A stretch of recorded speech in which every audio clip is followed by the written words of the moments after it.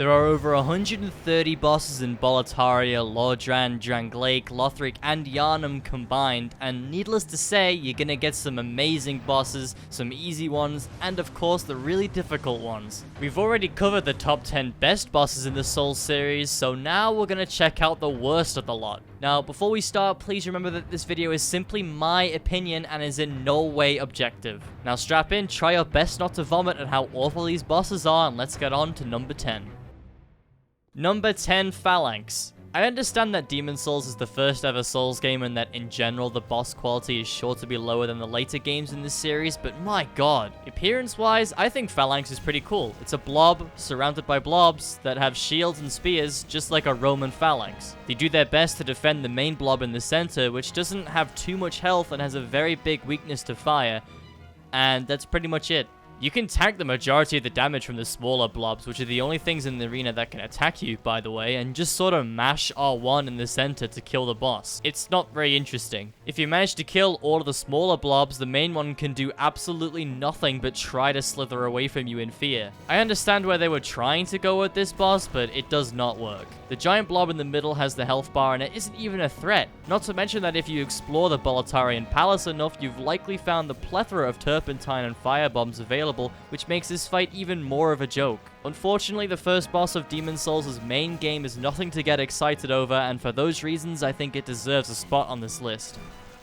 Number 9, Celestial Emissary. I feel like coming from a boss like PHALANX into the Celestial Emissary is kind of ironic because I think these fights are much more similar than it may seem. The Celestial Emissary is just a litter of standard mobs that you've most likely encountered in the game already, with one of them hiding in the back that has the health bar. So, one random, pretty much defenseless enemy surrounded by mobs as its defensive coating? Sounds familiar, right? One of the biggest differences between this and PHALANX is that Celestial Emissary will actually transform at 40% HP into a bigger version of himself. Magnificent. At least he actually has a few attacks now, and if you get ganged up on, the Emissary can probably be a pretty big threat, but more often than not, he's just a pushover. Best part about this fight is that you can use a Shaman Bone Blade on him and all of his mobs will come and kill him for you. Perfect. All of this combined with the laziness of just making a group of mobs that have appeared already into a boss puts the Celestial Emissary on this list.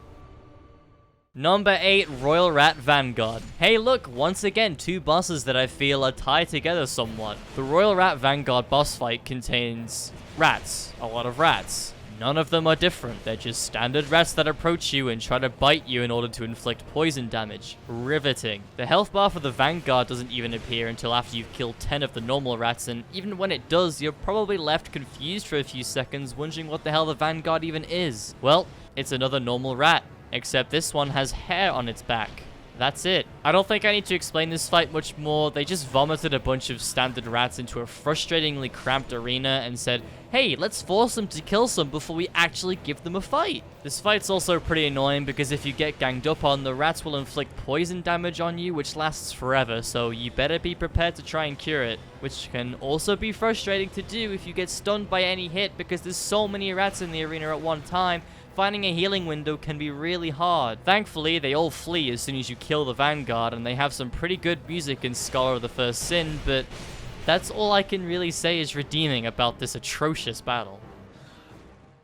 Number 7, Armored Spider. I really don't know what to say about this one. The Armored Spider involves fighting in a weirdly long corridor versus a giant arachnid. You'll get plenty of fireballs thrown at you, which is super annoying and difficult to dodge due to the PlayStation 3's limited hardware, making the frame rate drop to 2, which means your controller inputs are frequently eaten. This becomes even more egregious when you remember that the Armored Spider also fires some webs at you, which will completely ruin your movement, preventing you from sprinting, rolling, or even jogging, basically turning you into a sitting duck for the spider's incoming fireball combos next. If you manage to get close to the spider, you'll struggle to get very many hits in through his weird pincer attacks unless he does this weird shake attack and he sorta just stays there for a few seconds, allowing you to attack it. If you're lucky, it'll just slice at you when you're close to it and continuously do this move and you can kill it fairly quickly.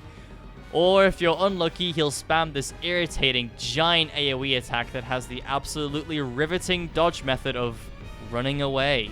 This is even more irritating than it seems because now you're once again at the mercy of his web attacks and many different fireball combos, which, as I said before, are tough to dodge. The Armored Spider as a whole package is just a boring boss fight that means the PlayStation 3's capabilities limit the frame rate to make it not only boring but frustrating as well. Thankfully, he's not far in front of my favorite boss in Demon Souls, so there's that at least.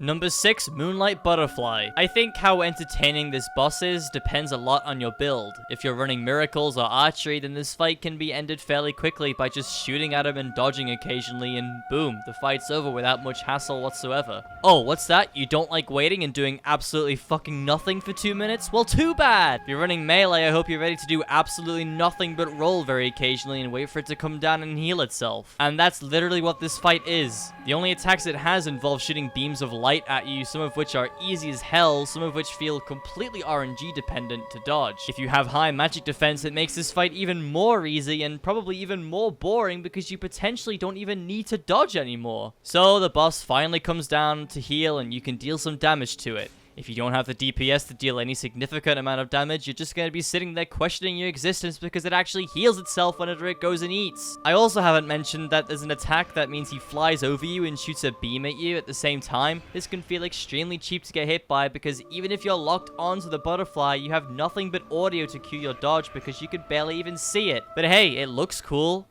And its music is good, right? Number 5, Afflicted Grave Robber, Ancient Soldier Varg, and Sarah the Old Explorer. There seems to be a pattern with some of the worst bosses in this series. Loads are just a gank of standard enemies that they've previously put into the game in a strange arena, accompanied by great music. Why do the horrible bosses always get the good music? Anyway, this fight, commonly known as the Gank Squad, consists of 3 NPCs. They're all based off another. Afflicted Grave Robber is a female Alva, Seeker of the Spurned. Ancient Soldier Varg is based off Havel the Rock. And Sarah the Old Explorer is a weird mix of Lucatiel and Unbreakable Patches. And that's pretty much it. This fight isn't necessarily easy, but it's certainly frustrating and lazy. The arena's pretty good though. It lets you kite the Grave Robber and Varg down into the water while you get close to Sarah, who can wield a dangerous great bow in order to deal with him. I think this is just one of the most egregious examples of throwaway bosses in Dark Souls 2's extensive 41 boss plethora. The area running up to them is god-awful, the boss is god-awful, frustrating and lazy, with the only redeeming factor being the pretty clever arena and the accompanying music, as usual.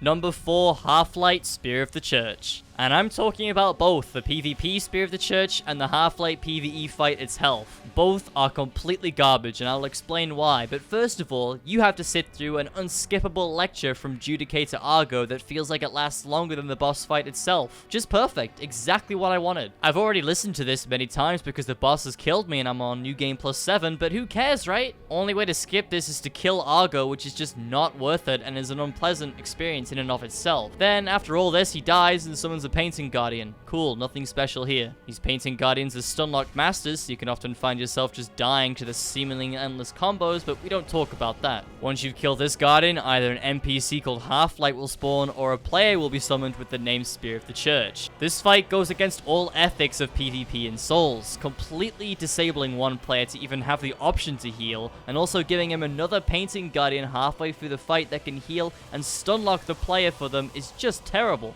Gank fights are bad by themselves, but a Painting Guardian on top of a real player that actually has the intelligence to punish you for trying to kill the Painting Guardian? Even worse. And don't get me wrong, this is bad with the NPC too, but goddamn if it's easier to deal with the Guardian when the NPC is just sitting back doing nothing. Half-Light himself wields a bow and the flayed blade, which he uses to spam combat arts with infinite stamina that outputs what might be the highest DPS in the entire game, and just like his Painting Guardian compadres, has an egregious habit of stun-locking you. Not to mention that he becomes a parry god if he's one-handing that sword of his, and the only safe windows you have to punish him are when he has his bow out, which feels like never because he's disconcertingly attached to that damn blade. I'm happy to give him a taste of my blade though, because right after this garbage pile of a fight is Slave Knight Gale, one of the series' finest. I just hate having to slog my way through this steaming pile of shit to get to him. Number 3, Dragon God. Oh no, I don't even know what to say about this one. This is a stealth fight. You have to reach each side of the arena to fire Ballista at the Dragon God, who for some reason is just sitting there. with them conveniently pointing towards him. Your obstacles are some debris that you have to destroy with your weapon, and this boy's giant fists, and oh god, I can assure you'll be fisted many times without even realize what's happening most of the time. Even if you fire the first ballista, you can still get breathed on, and this feels awful because you have to restart from the very beginning again. Demon Souls does not make it very clear that you have to use these weirdly small pillars to hide from him until a certain thing happens. Still not sure what this thing is, by the way. And then when you shot the first ballista, he doesn't even bother moving, he just stays there and starts grumping in pain, which funnily enough is your window to keep moving forward. The colors of his eyes actually change from yellow to red if he aggroes to you, but as I said, I only know this because I was so confused as to what I was doing wrong and why I was being fisted at the smallest mistake that I just had to resort to googling what the solution was. Even after you shot the second ballista, you still have to go down to the bottom and hit his face, which can still have the potential to kill you if you happen to arrive at an unfortunate time because he can breathe on you. I love Demon Souls, but this boss is just one I don't see any redeeming factor of. Number 2, Bed of Chaos. Every man, woman, their dog, cat, and goldfish knew that this boss was going to be on the list. Obviously, there's still one boss that I find worse than this atrocious heap of garbage, but we'll get there in a moment. Now, to give any credit at all, during an interview with Design Works, Miyazaki actually admitted that the Bed of Chaos was the result of encroaching deadlines, not allowing him to really show what he wanted with this boss fight. He knew there was a problem, but he struggled to display what he wanted with the fight in time, and so what got given to us was probably something half developed with features added in last minute. But none of this excuses the frustratingly terrible experience that this fight gives. First of all, you have to avoid her giant, weird tree root hand sweeps in order to reach one of her sides and break a twig, which just so happens to sprout another weird, fiery scythe arm from the boss herself for some reason. Now you have to make your way to the other side and break a second twig, but this time the ground starts breaking from underneath you.